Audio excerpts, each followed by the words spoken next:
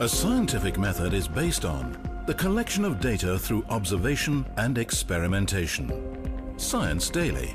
Could you give me some observable evidence that evolution is true? Something I don't have to receive by faith. Yeah. Some observable evidence. I mean, take a look at what happened 65 million years ago. Hang on, I can't. That's 65 million years ago. I believe, millions of years. So that can't be observed. We can trace the evolution through the fossil record. Could you be specific? Just give me one. Between 6 and 7 million years ago. Hundreds of thousands to millions of years? So it's quite a long time. Yes. Millions of years. Yes. So it can't be observed. Evolution is not testable over time. We are condemned to live only for a few decades, and that's too slow, too small a time scale to see evolution going on. Richard Dawkins. We see nothing of these slow changes in progress until the hand of time has marked the lapse of ages. Charles Darwin. You've got the canine kind, the coyote, and the domestic dog, and there's the feline kind, which is the cats, the tiger and the kitten, and you've got humankind. So Darwin said there'd be a change of kinds over many years, so could you give me one example of observable evidence of a change of kinds? So, for instance, the fossil record shows the common ancestors of all carnivores, that cats and dogs were once linked, once united by a common ancestor. How long ago? This, I believe, was like 60 million years ago. I don't want something I have to accept by faith. I want it to be observable. Observable evidence. Well, I mean, if you're just asking me here on the street, there's not really much I can tell you in terms of observable evidence. Like, we would have to really examine existing data to draw conclusions of our own. We'd have to have faith then. We would have to have some amount of faith. Can you think of any observable evidence for Darwinian evolution where he said there'd be a change of kinds? Monkey to man, is that what you're talking about? Yeah, a change of kinds. I don't really believe there's any proof for that yet. Well, monkeys are the only ones with the 5th digit, like we have. Well, koalas have a 5th digit. Did you know that? I didn't know that. Think we're evolved from koalas? No. When I went to Washington, D.C., I saw they had a whole exhibit just on In the Smithsonian? Yeah, in the Oh, Smithsonian. wait, so that is just like some stuffed dummies, like standing around a fire. I know that everyone talks about the missing link for humans and whatnot. I believe that there are connections that are out there that we haven't found yet.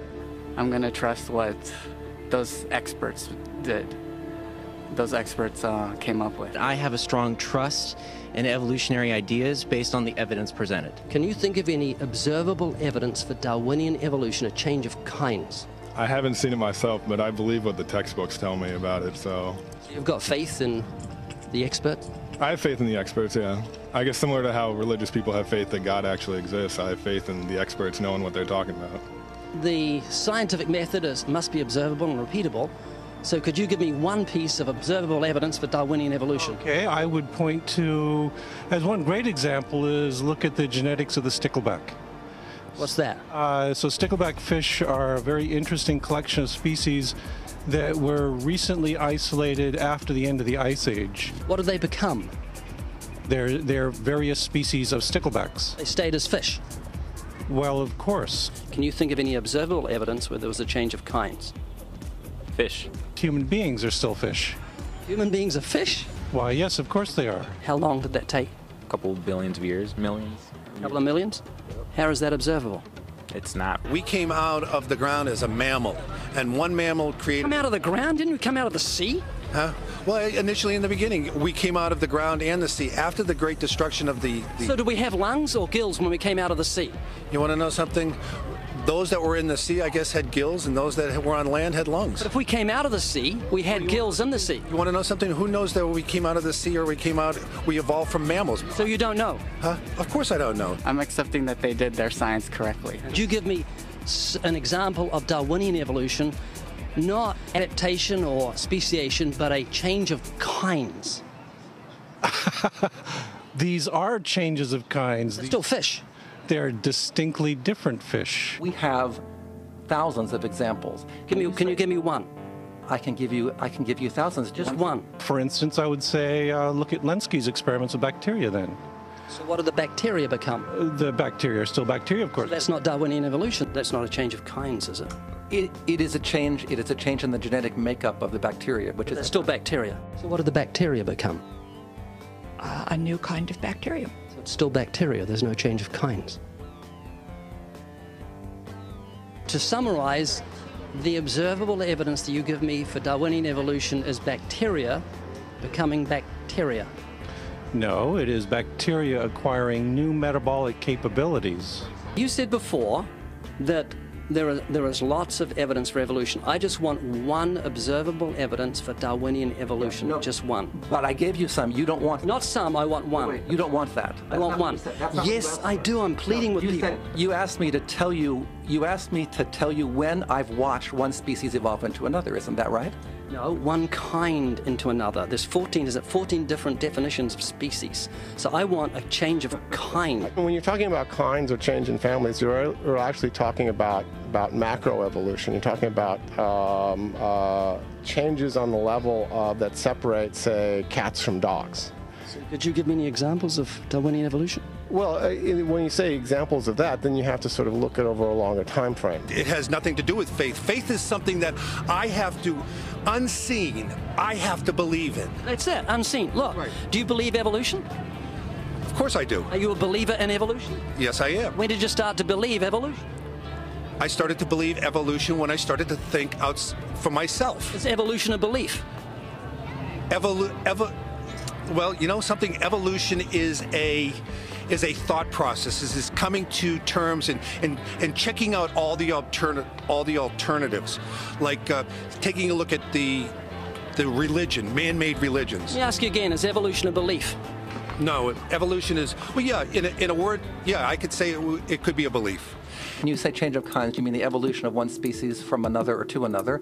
Yes, we have that in action, actually, in the Galapagos. Could you give me one instance? Yes, we have an example from a group of birds called Darwin's finches. You take a look at the difference between the finches on the islands that all started out. I mean, that's very, very observable. But that's not Darwinian evolution. There's been no change of kinds. What did the finches become? They become genetically new and anatomically new, recognizably different species. So they're still finches? Well, of course, they're still finches, yes. So they're not there's no change of kind. Little birds that he had observed. What did they become? Their beak shapes. They're still birds. Yes. 3 finches that turn into different types of birds. They're still finches. Well, for example, Darwin and his study on evolution of the birds on the island that he went on to there. Their beaks changed? Their beaks. They're still birds. There's no change of kinds. That's within the kind. It's evolution on the beaks. So that's called adaptation. It's not Darwinian evolution. There's no change of kinds. There's no different animal involved. I want something that shows me Darwin's belief in a change of kinds is scientific. Darwin spoke of a change of kind. Can you think of any observable evidence for Darwinian evolution where there's a change of kind? Change of kind. Change of kind. I'm gonna have to think about that one a little longer. You give me anything that I can see, observe, and test, which is a scientific method for Darwinian evolution, a change of kinds. Test and observe.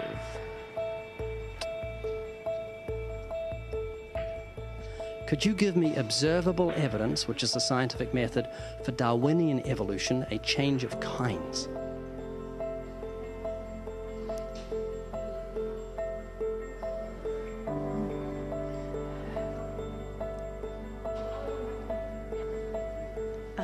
I gotta think about it. So you want the evidence of it? I would say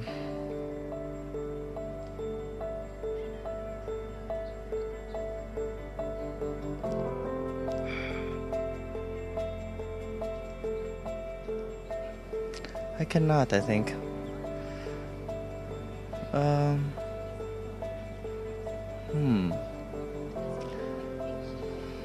It's a hard question, actually.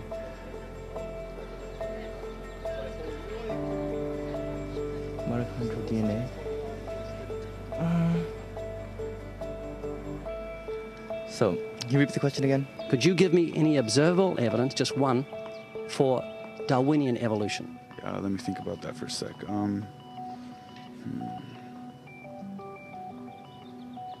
Observable evidence, something where we don't have to exercise faith. Something that can be observed, like the scientific process, observable. That's a good question. That one I'm not quite sure. So you can't think of any observable evidence for evolution? No. How do you know it's true?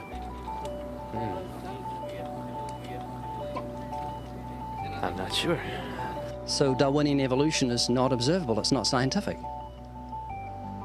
I guess so. So it's unscientific, you can't prove it. It's scientific, actually. You could prove it. It could be proven, just... Do it for me. That's hard. That's just too broad of a... It's unobservable, that's why you need millions of years. Yes, exactly. You're trusting the biology majors and the biology professors know what they're talking about, and they can't even give me evidence of a change of kinds. Well, then there isn't one. If they don't give it, then I wouldn't say there was. Yeah. I just go on what I've seen and what I've learned from class. So you believe? Yeah. You know what that's called? What? Blind faith. Blind faith. Faith is the great cop-out, the great excuse to evade the need to think and evaluate evidence. Richard Dawkins. Do you believe in intelligent design? Of course not. Do you think everything is intelligently designed? No, I don't believe that things are intelligently designed. Okay, you seem like an intelligent person, so I'm going to ask you something. I'd like you to make me a rose, okay? How would you make a rose? I don't have the capabilities to do that. Hang on. No, it's not intelligently designed, so you should be able to whip me up a rose real quick. Do you believe a rose is intelligently designed? Definitely not. In order for me to know what to make, I have to know what a rose is. Well, it's got a seed, so you've got to start with nothing and you've got to create a seed from nothing. Oh. Can you do that? No, I can't. Could you make a rose from nothing?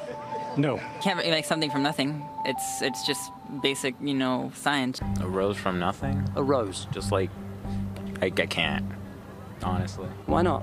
Me, I have no supernatural abilities. All the geniuses in the world can't make a grain of sand from nothing. We don't know where to start. I can't. Why not? I don't have millions, billions of years. That would be physically impossible. I mean, I would have to. That's not possible. So how could you say everything's not intelligently designed? Where does that leave you on the scale of intelligence if you say everything's not intelligently designed and you can't even make a rose? Why do you think there's no one teaching intelligent design at UCLA? Because they're not allowed to. We can teach anything we want. There's a reason intelligent design isn't taught in our learning institutions. According to physicist Victor Stenger, the legal staff of Freedom from Religion Foundation, a church-state watchdog group, has had remarkable success in convincing many institutions, such as school boards and town councils, that they are breaking constitutional law when they sponsor sectarian activities. That includes intelligent design. When the authorities can't be convinced, Freedom from Religion Foundation sues, and it wins more often than not.